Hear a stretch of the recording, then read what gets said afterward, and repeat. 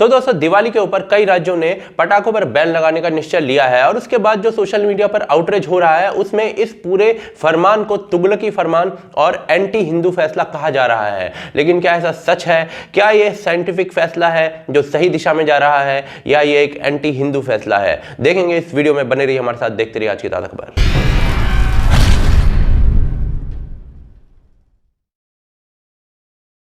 तो दोस्तों कल दिल्ली सरकार ने निर्णय लिया कि वो भाई पटाखे इस साल दिल्ली में किसी को नहीं चलाने देंगे, बैन कर दिया पटाखों को। लेकिन ये सिर्फ दिल्ली सरकार का निर्णय नहीं था।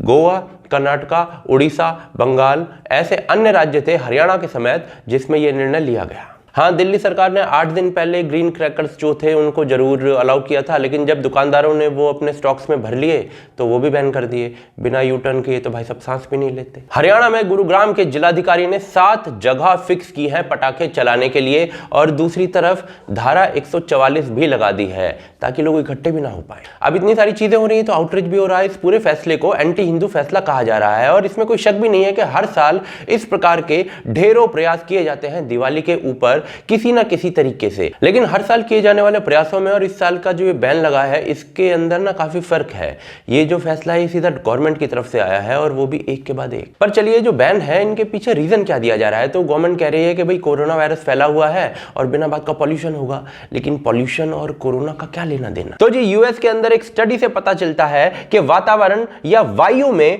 जो पॉल्यूशन पार्टिकल्स यानी PM2.5 पॉल्यूशन पार्टिकल्स होते हैं वो एक कैरियर की तरह काम करते हैं वायरस के लिए। क्या मतलब? तो जी वायरस इन पॉल्यूशन पार्टिकल्स पर बैठकर एक आदमी से दूसरे आदमी में ट्रांसफर हो सकता है। अगर परसेंटेज में बात करें तो 1 माइक्रोग्राम का PM2 पॉल्यूशन इंक्रीज पर क्यूबिक मीटर 15% बढ़ा देता है कोविड से होने वाली मृत्यु दर को। यानी भाई पॉल्यूशन पार्टिकल्स पर बैठकर वायरस तो फैल ही सकता है बल्कि मृत्यु दर जो है वो भी बढ़ सकती है। मृत्यु दर कैसे बढ़ सकती है? तो जी एक्चुअली क्या होता है कि कोविड के अंदर एक सिम्टम होता है किसी व्यक्ति के अंदर कि उसको सांस लेने में दिक्कत हो रही है। ऐसा बहुत सारे लोगों के अंदर सिम्टम पाया गया है। अब क्या है कि पॉल्यूशन फैल जाएगा तो आदमी वैसे ही कोविड की वजह से सांस नहीं ले पा रहा और पॉल्यूशन की वजह से नहीं ले पाएगा तो उसकी तो बत्ती बन जाएगी। जो ये स्टडी है ना, है तो एविडेंस बेस्ड, लेकिन इसे अभी ना एक्सपर्ट रिव्यू पर डाला गया है। लेकिन कमाल की बात यह है कि एक ऐसी ही स्टडी इटली के अंदर भी हुई है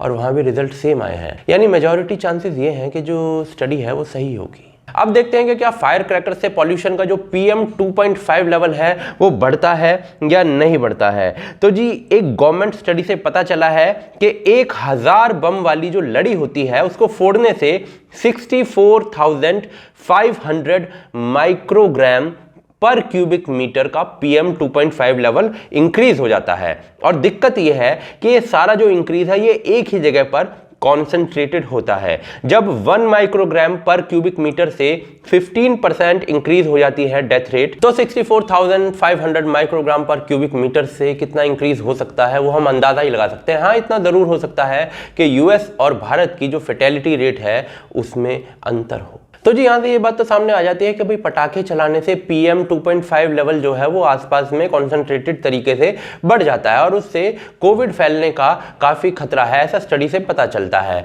अब जो गवर्नमेंट है उसका काम है कोविड रोकने का, तो गवर्नमेंट शायद ये स्टेप ले रही है। पर चलिए ओके, अप्रिशिएटेड। लेकिन दूसरी तरफ गवर्नमेंट से ये क्वेश्चन पूछा जाना चाहिए कि दिल्ली और NCR के अंदर जो ये पॉल्यूशन अभी इस समय फैला हुआ है पराली जलाने की वजह से, उसको रोकने के लिए क्या प्रभावी कदम आपने उठाए हैं? ये हाल ही में रिकॉर्ड किया गया PM2.5 लेवल है इस इलाके का। कोविड तो इससे भी फैलता है, सिर्फ बम पटाखों से थोड़े। दूसरा, अगर हम सारे टाइप के एयर पॉल्यूशन को इंक्लूड कर लें और उसके बाद परसेंटेज निकालें तो जो क्रैकर्स के द्वारा किया गया पॉल्यूशन है वो काफी कम होता है, बहुत ही माइन्यूट होता है। लेकिन एक्चुअली क्या होता है कि वो कॉन्सेंट्रेटेड होता है और सीधा घरों में होता है, तो जो कोविड का स्प्रेड है ना वो उससे ईजी हो सकता है। अब सवाल यह आ जाता है कि क्या ये फैसला जो है वो हिंदू विरोधी है या फिर इस पर आउटरीच होना चाहिए। तो जी मुझे तो ऐसा लगता है कि जो सारी गवर्नमेंट्स हैं उन्होंने फैसला जो है वो इस सारी स्टडी को देखकर ही लिया होगा, क्योंकि इन सारी गवर्नमेंट्स ने, चाहे वो राज्य सरकार हो चाहे वो केंद्र सरकार हो, उन्होंने मेरे हिसाब से कोविड के ऊपर सही काम किया है। दूसरी तरफ भारत के अंदर जो कोविड का ग्राफ है according to the government data वो काफी नीचे जा रहा है, जो कि एक अच्छी बात है। अब शायद गवर्नमेंट नहीं चाहती कि ये ग्राफ दोबारा से ऊपर जाए, तो शायद इस प्रकार के डिसीजन ले रही है। क्या ये जो केसेस हैं वो दोबारा से ऊपर जा सकते हैं? तो जी यूएस का ग्राफ देखिए, पहले 30 to 35,000 केसेस रोज, फिर कम होने लगे, फिर सेकेंड राउंड आया 75,000 केसेस के करीब रोज बढ़ने लगे, फिर कम हुए, थर्ड राउंड आया और अब अराउंड 125 के केसेस यानी 1,25,000 केसेस रोज हो रहे हैं। यूके का ग्राफ देख लेते हैं, शुरुआत में रोज 5-7 हजार केसेस होते थे, लॉकडाउन किया, केसेस कम हो गए, सेकेंड राउंड आया है अब रोज 25,000 यानी 25,000 केसेस हैं। यूके की पॉपुलेशन के हिसाब से ये नंगा नाच है। लेकिन यूके के अंदर इस हाल के पीछे का कारण पता है क्या है? एक गलत डिसीजन। पीएम जो है वहां के, उन्होंने एक डिसीजन लिया कि भाई आप लोग जो है ना वो बाहर जाके खाइए, यानी कि यूके के लोगों से कहा कि आप लोग बाहर जाके खाना खाइए रेस्टोरेंट्स के अंदर, जो पैसा है ना वो सरकार देगी, उसका बिल सरकार पे करेगी। अब लोगों ने खूब फायदा उठाया इस स्कीम का, लोगों ने लगा दी लाइन रेस्टोरेंट्स के बाहर और खूब खाया जम के। अब प्लान था इकोनॉमी तेज करने का, लेकिन तेज हो गया कोविड। अब दोबारा से वहां पे लॉकडाउन लगाने की बात चल रही है। और दूसरी चीज ये होती है कि जो सेकंड राउंड है ना उसमें कोविड और तेजी से बढ़ रहा है वहां पर, यानी कि एक गलत डिसीजन और दोहरे जूते की मार। तो यूके जैसे देशों के गलत डिसीजन से शायद सबक लेकर हमारे यहाँ पर गवर्नमेंट्स जो हैं वो सही डिसीजन लेने की कोशिश कर रही हैं, क्योंकि हमारे यहाँ पर जो ग्राफ है ना कोविड का वो नीचे आ रहा है। और हमारे यहाँ पर अगर सेकेंड राउंड अगर आ गया तो सोचिए 5-5 लाख केसेस पर डे के कैसे संभालेंगे भाई। हो सकता है आज जो मैंने वीडियो के अंदर बोला है वो काफी अनपॉपुलर ओपिनियन हो, लेकिन मेरी कोशिश ये है कि मैं पॉपुलर ओपिनियन नहीं, मैं सही ओपिनियन दूं जो कि फैक्ट्स और एविडेंस के बेस्ड पर हो। अब सवाल आता है कि अगर ये डिसीजन सही है तो फिर आउटरीच क्यों हो रहा है? तो उसका एक बड़ा रीजन ये है कि हम सभी देखी जाएगी मोड में आ चुके हैं। जब कोविड नया नया आया था और तबलीगी जमात उसको स्प्रेड करने वाला सुपर स्प्रेडर बना था, तो हमने तबलीगी की बत्ती बना दी थी, क्योंकि उस समय हम सब लोग डरे हुए थे और हम सब ने सही बत्ती बनाई थी। लेकिन जो है आज सारा डर निकल चुका है, तो हम सब लोग जो है वो कोरोना की सुनामी के ऊपर अब सर्फिंग भी कर रहे हैं और वही काम करने की कोशिश कर रहे हैं जो तबलीगी उस समय कर रहा था, सुपर स्प्रेडर बनने की। लेकिन भाई रियलिटी क्या है? रियलिटी ये है कि कोविड तो कहीं गया नहीं है, और अगर कोविड फैलता है तो भाई नुकसान किसका होगा? बड़े बूढ़ों का, और बड़े बूढ़े तो आपके भी घर में और हमारे घर में भी है। लेकिन अब अंत में सवाल ये आ जाता है कि क्या मैं ऐसा इसलिए कह रहा हूं कि दिवाली पर कभी भी एक एंटी हिंदू प्रोपेगेंडा नहीं किया जाता है? जी नहीं, ऐसा बिल्कुल नहीं है। पिछले सालों का यदि आप एग्जाम्पल उठाकर देखेंगे तो कुछ एनजीओ होती हैं वो सुप्रीम कोर्ट चली जाती हैं फायर क्रैकर्स पर बैन लगवाने, और जब उन एनजीओज का बैकग्राउंड चेक किया जाता है तो वो क्रीपी निकलता है। प्रोपेगेंडा के तौर पर दिवाली के दिए और जो अगरबत्ती होती है उससे भी पॉल्यूशन फैलता हुआ दिखाया जाता है। दिवाली ही क्यों, होली पर दुनिया का पानी खत्म हो जाता है, और करवा चौथ, पोंगल और रक्षाबंधन जैसे त्योहार जो होते हैं उन पर भी कुछ ना कुछ प्रोपेगेंडा फैलाया ही जाता है। हाँ, ईद पर बहा खून धोने के लिए जो अनलिमिटेड पानी वेस्ट होता है उस पर कोई कुछ नहीं बोलता, या सिर्फ एक क्रिसमस पर सिर्फ अमेरिका में 1.5 करोड़ से ज्यादा पेड़ काटे जाते हैं वर्ल्ड ओवर, तो आप खुद ही सोच लीजिए कितना कटता होगा। तो ये सारे लोग जो हैं वो अपने पृष्ठभाग में मुंह दे के बैठ जाते हैं। लेकिन इस साल फर्क ये है कि जो डिसीजन है ना गवर्नमेंट भी ले रही है, लेकिन क्या सिर्फ हिंदू फेस्टिवल्स के लिए ले रही है?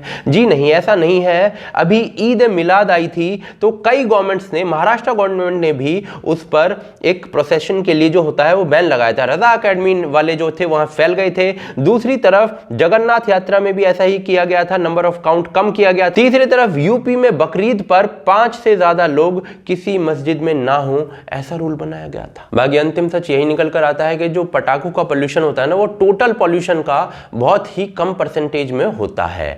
तो अगर आपको पोल्यूशन कम करना है ना तो बाकी चीजों पर ध्यान देना होगा। हाँ, अगर कोविड का फैक्टर देखें तो ये जरूर कहा जा सकता है कि जो पटाखों का पोल्यूशन है वो कॉन्सेंट्रेटेड होता है और उसकी वजह से जो है स्प्रेड जो है वो फैल सकता है। और यूके की जो गवर्नमेंट है उसके गलत डिसीजन की वजह से जो वहां पर हुआ है उसको ध्यान में रखते हुए शायद भारत में जो गवर्नमेंट्स हैं वो इस डिसीजन को ले रही हैं मेरे ख्याल से। लेकिन फिर क्या करें? तो जी मोदी जी तो ये कह रहे हैं कि ये करें, और हो सकता है कि इनकी भी मिली भगत हो इन डिसीजंस में जो राज्य सरकारें ले रही हैं, क्योंकि बीजेपी वाले भी सेम डिसीजन ले रहे हैं। तो इस साल तो बेटर यही है कि हम लोग सुपर स्प्रेडर ना बने, हम लोग तबलीगी वालों से काफी बेटर हैं और अगले साल करेंगे जम के आतिशबाजी। लेकिन अंत में फिर भी ये मेरा पॉइंट ऑफ व्यू है। आपका पॉइंट ऑफ व्यू इस चीज पर क्या है? कि आप मुझसे सहमत हैं या असहमत हैं? आप दर्ज करा सकते हैं अपनी उपस्थिति को कमेंट बॉक्स में। साथ ही साथ आप हमें सपोर्ट कर सकते हैं patreon.com के थ्रू या फिर ज्वाइन बटन के थ्रू, अगर आपको हमारा काम पसंद है तो, क्योंकि आपके सपोर्ट से ही ये चैनल जीवित रहता है। आप देख रहे हैं आज की ताज़ा खबर। जय हिंद, जय भारत।